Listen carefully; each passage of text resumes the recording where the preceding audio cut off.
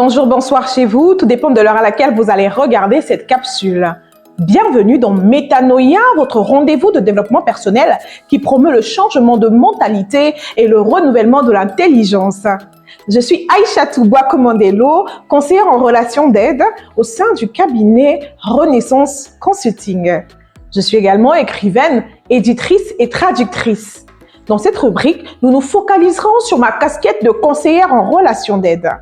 Mon travail consiste à accompagner les hommes, les femmes et les enfants dans le processus de guérison de leurs blessures intérieures pour la restauration de leurs âmes.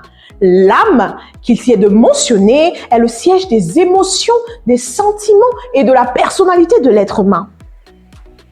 Je travaille donc avec des individus, des couples, des groupes ou des familles pour les aider à surmonter des problèmes émotionnels, comportementaux ou relationnels.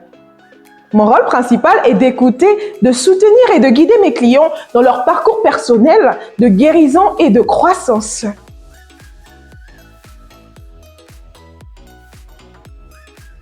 Nous sommes à la 4e capsule aujourd'hui et nous parlerons de santé mentale.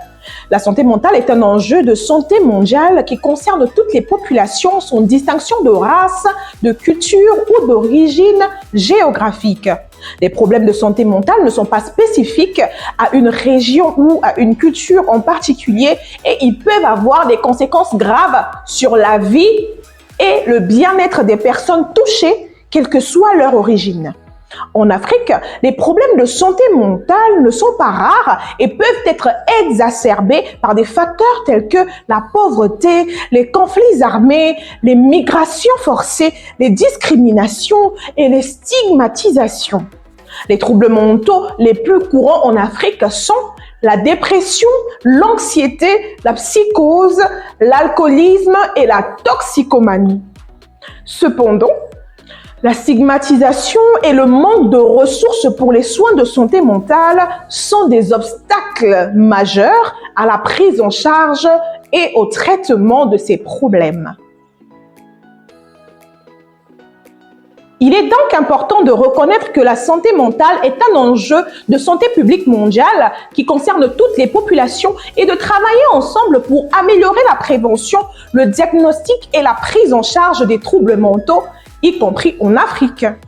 Cela nécessite des investissements dans la recherche, des soins de santé mentale et la sensibilisation pour aider à briser les stigmates et les tabous associés à la maladie mentale. En Afrique, la santé mentale est souvent considérée comme un sujet tabou et les personnes souffrant de troubles mentaux sont souvent stigmatisées et exclues de la communauté. Cela peut rendre difficile l'accès aux soins de santé mentale et la recherche de soutien. Il est important de travailler à briser ces stigmates et à sensibiliser le public à la santé mentale afin de favoriser une meilleure compréhension et une meilleure prise en charge des problèmes de santé mentale. En outre, l'accès aux soins de santé mentale est souvent limité en Afrique en raison de la pénurie de ressources et des professionnels de la santé mentale qualifiés.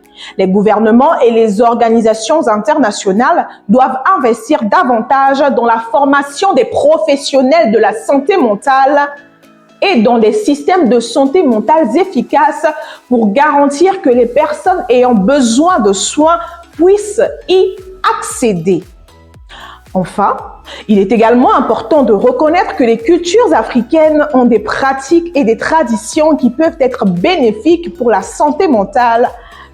Les communautés doivent être impliquées dans la prise de décision concernant les soins de santé mentale afin de garantir que les pratiques traditionnelles et culturelles qui peuvent contribuer à améliorer la santé mentale soient prises en compte.